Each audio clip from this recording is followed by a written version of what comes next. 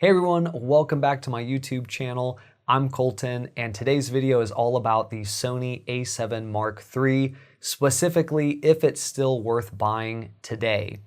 So to that point, I want to talk about why I purchased this camera originally, how I've used it, some things I like, some things I dislike, and then of course, whether I think this is still worth purchasing today. So without further ado, let's talk about the Sony A7 III.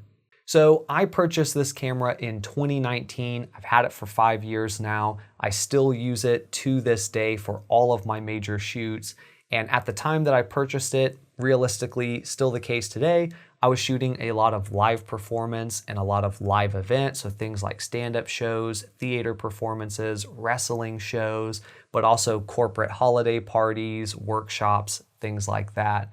And so I really needed a camera that could serve me in that regard, but also could be used for creative stuff and for a variety of other passion projects that I have. And this camera was really the answer. It addressed all of my pain points and also gave me a great camera overall.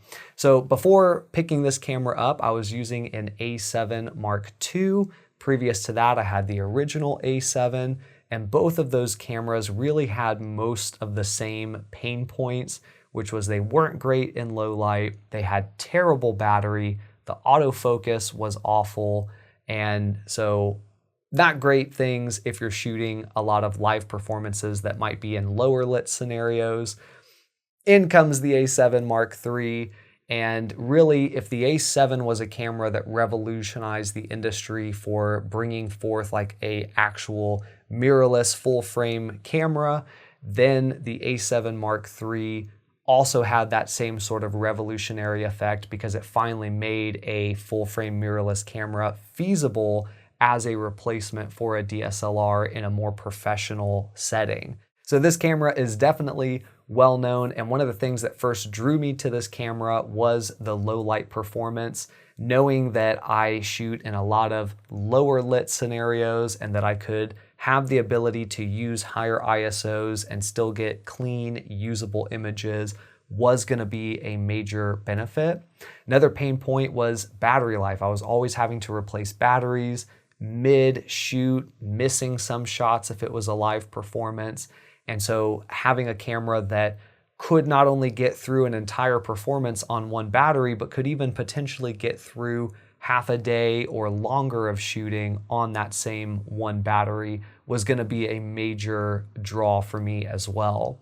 And then the last big thing that was drawing me to this camera was the fact that the autofocus was so much faster, so much more accurate, and even introduced things like eye autofocus that is a standard today, but at the time was a newer feature. So all of those combined really made sense and honestly addressed all of my pain points in shooting on Sony cameras in the past. So this was a definite buy for me, and to this day, I still shoot on this camera. I use a 24-70 f2.8 G Master Mark II.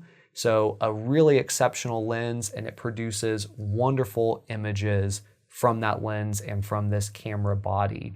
Now, some of the things that I like and dislike about this camera. So another added benefit was the 4K video functionality. Of course, cameras have gotten even better in regards to 4K footage, but I always find that this camera takes nice, sharp, crisp footage, and it can do so up to 30 frames per second. So that was a big benefit to me. I knew that I could use it for short film type stuff, but I also knew I could use it for YouTube content, which was something that I was interested in doing. So that was also a nice add-on to this particular camera.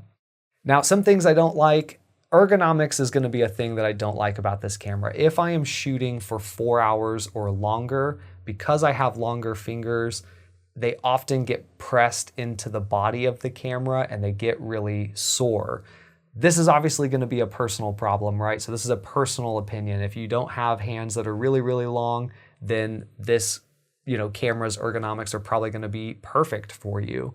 But for me, that is a sore spot. Obviously, later models, that grip is a little bit larger, so probably addresses that.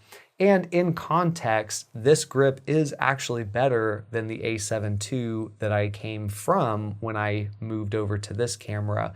So it was an improvement, but ultimately still not quite as good as I need for it to be. And then another thing that is a pain point for me is there's an exposure compensation dial on the camera. There's no locking function. I bump it all the time and adjust the exposure compensation, and that's not what I want to do. It annoys me to no end. I know on later models they added like a lock. I think they removed it altogether from some models. So obviously just an issue with this particular camera. Doesn't really impact things too much, but is something that I find personally annoying.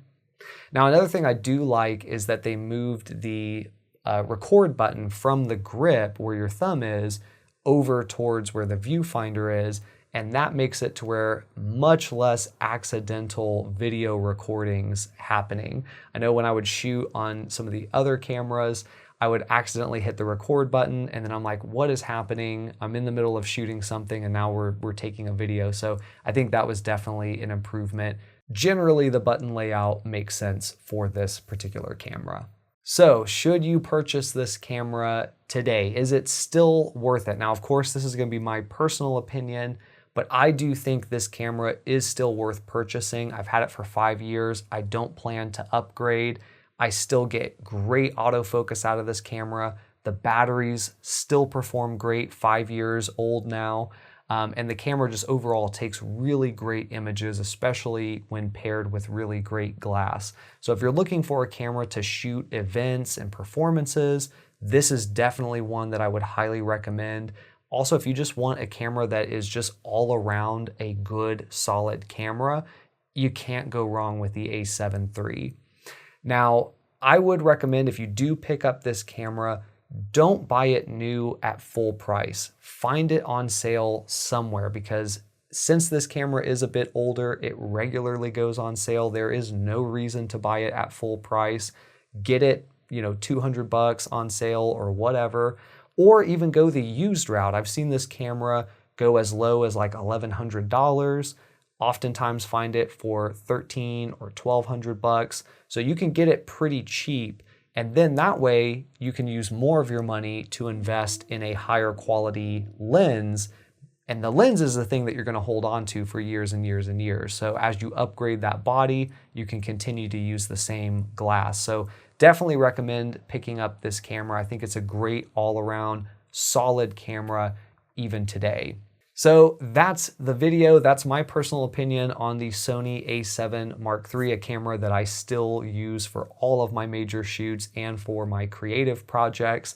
If there is a camera that's comparable, drop it in the comments below. And then also, especially if you've used this Sony camera and there was anything positive or negative that I left out that you feel like is really important, drop it also in the comments below, because I would love for anyone watching this video to get a full, robust view of this camera before they make any decisions in regards to it. So I'm sure your opinion will be just as valuable as my opinion. And then, of course, if you liked the video, do give me a thumbs up. And if you want to see more content like this, hit the subscribe button, and that'll keep you in the know for when the next video drops. But otherwise, for now, I'm Colton, and I'll see you in the next one.